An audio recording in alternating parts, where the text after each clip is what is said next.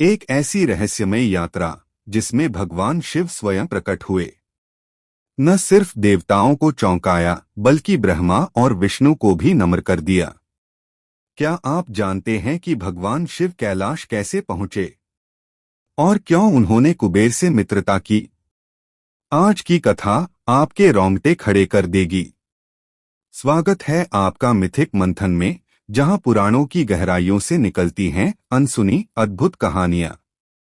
आज हम जानेंगे शिव पुराण का एक दिव्य रहस्य, भगवान शिव का कैलाश आगमन और कुबेर से उनकी मित्रता।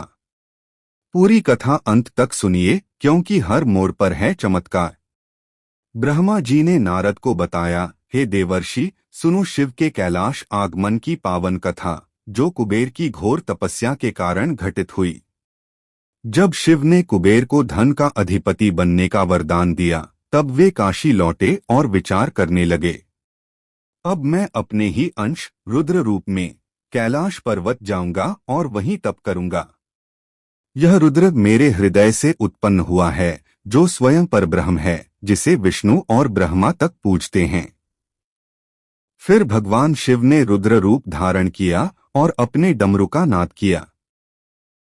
एक दिव्य कंपन से भरा नाद, जिसने तीनों लोकों में उत्साह भर दिया। देव, असुर, ऋषि, सिद्ध और तंत्रशास्त्र के ज्ञाता सभी उस ध्वनि की ओर खिंचे चले आए। प्रमथगणों के नायक भी अनेक दिशाओं से आए। शंखकर्ण, केकराक्ष, विकृत विशाल सैन्य लेकर पहुंचे। करोड़ों गण शिव के साथ कैलाश की यात्रा के लिए एकत्र हुए। नंदीश्वर, भृंगी, लोकांतक, महाकेश और असंख्य गण, जो हजारों भुजाओं, त्रिनेत्रों और जटाजूटों से सुशोभित थे।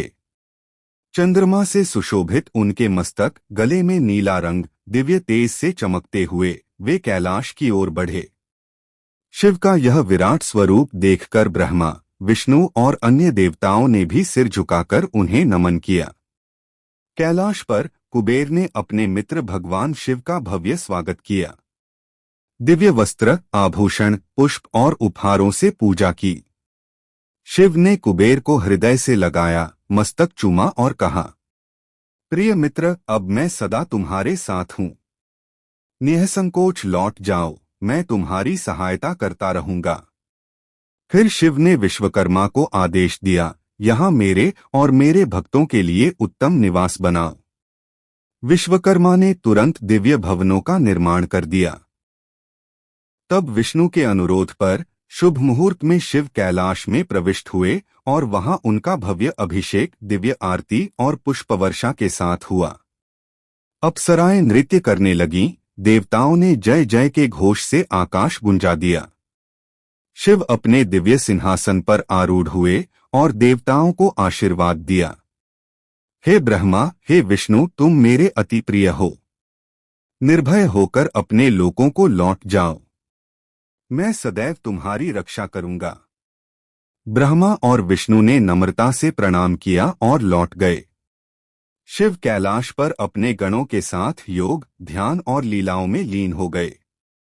कभी आत्मचिंतन, कभी पुराण कथाओं का वर्णन और कभी अपने भक्तों संग हर्षोल्लास। कुछ समय बाद उन्होंने सती से विवाह किया और पारिवारिक जीवन में प्रवेश किया।